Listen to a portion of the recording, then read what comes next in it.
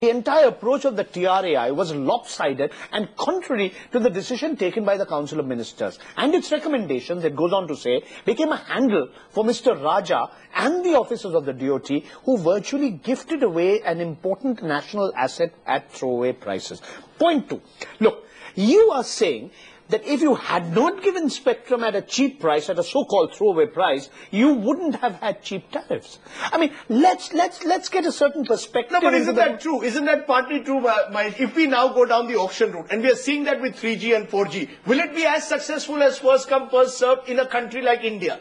There's that question which is being asked. And it is the... I think one other point. You don't agree with that I don't agree. And then what are you talking about? First come, first serve? Yeah, okay, textiles, mines. You are selling a scarce, finite, natural resource. Why sell it at all? One minute. Followed since 1994. You waived out operators in 1999. You waived off 1,50,000 crore. Those prices... Siddharth, two wrongs do not make a right. But then a wrong cannot assume, a wrong cannot lead to a situation where you say that national assets should be priced at market pricing in a country where 400 people don't get 3 square meals. 1 minute. Let's get straight with that. Again, you are mixing a whole This is not a defense of the two operators. One by one. You are here saying first come, first serve. You are allocating spectrum in the way you sell cinema tickets. And wait, you don't even follow that first come, first serve system? No, there was an illegality in allotment of first come, first serve that did not till today question the first come, first serve. That's an interesting argument. Hold on, let Mahesh give us a third perspective. Yes, Mahesh. Are we reaching the stage where we are throwing the baby out with the bathwater, essentially, as a result of today's judgment? Not at all. Two things. One is... With the just a minute, Praswit. Yes, Mahesh. One very simple point is the demand for spectrum far exceeds supply. Yes. And I challenge anybody to tell me that there is another transparent way of doing this. Now, there may... Bharti Airtel opposed the 3G auction saying that it was designed to get only the government money. No, that's not... The 3G, just a minute. Yes. 3G difficulties that Siddharth refers to have nothing to do with the price of 3G. It has many other issues, but the price of 3G has not been affected by the huge license fees. And the government is not owed a penny from 3G auctions. But the point is not about auctions. The point is about designing the right kind of auctions. There is no reason why every auction should lead to the kind of problems that Siddharth... Okay, it does not say that. The allocation auction as was done for allocation of spectrum in 3G band. No, there is a difference. That's what the order says. Mahesh, just hold on a minute, because I think one of the points which needs to be made before we are concluding this debate is that we've entered an era of 3G and 4G.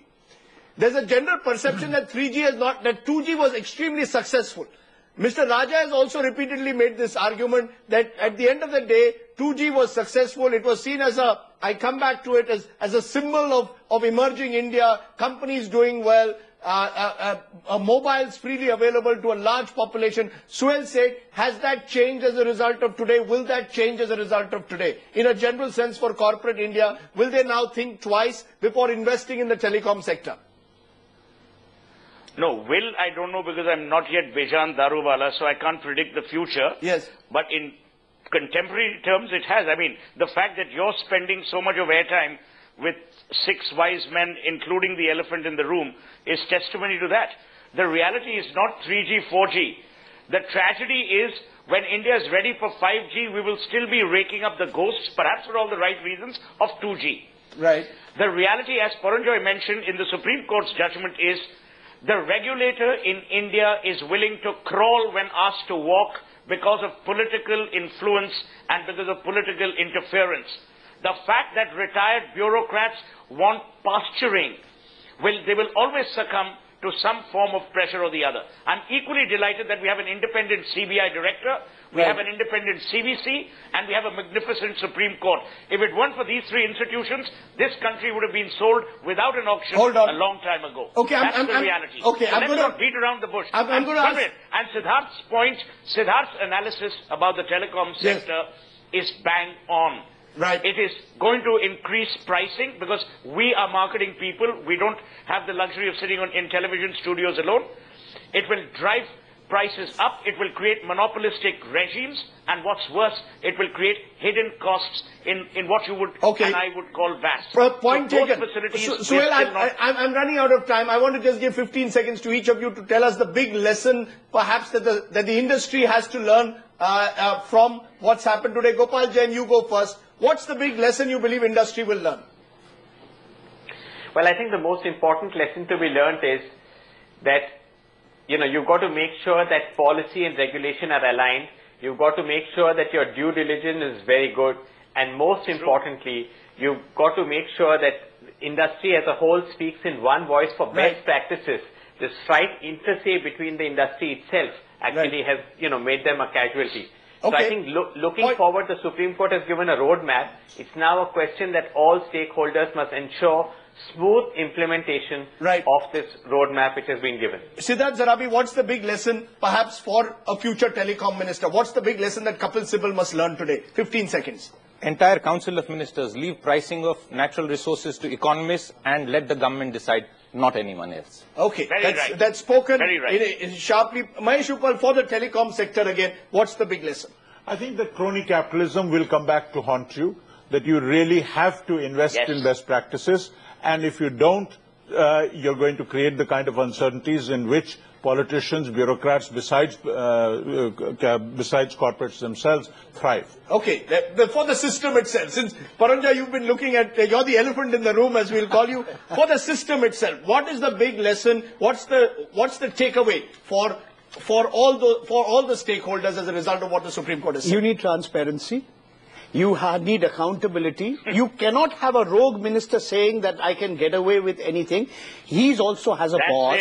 Second point. And the boss can't say that the rogue minister got away with it and I'm not responsible. And I turned a blind eye to what was going on. True. Yes. You have to curb this corrupt nexus between business and politics. Yes, there's going to be a terrible shakeout. Yes, things are going to be messy in the short run. But in the long run, the government has an opportunity to clean up this mess, to have a transparent, fair system, which will be good for brand India. It will be good for foreign investors. It will be good for the Aam Aadmi as well. Paranjoy Gua Thakurta, Mahesh Uppal, Siddharth Zarabi, Gopal Jain, Suhail said, appreciate. What about my 15 seconds? Well, we've run out of time, Suhail said. That's what I think. No, 1 minute. Yes. I'm optimistic, and I think this judgment will tell people that you might be corrupt in the short term, but in the long term you will get caught.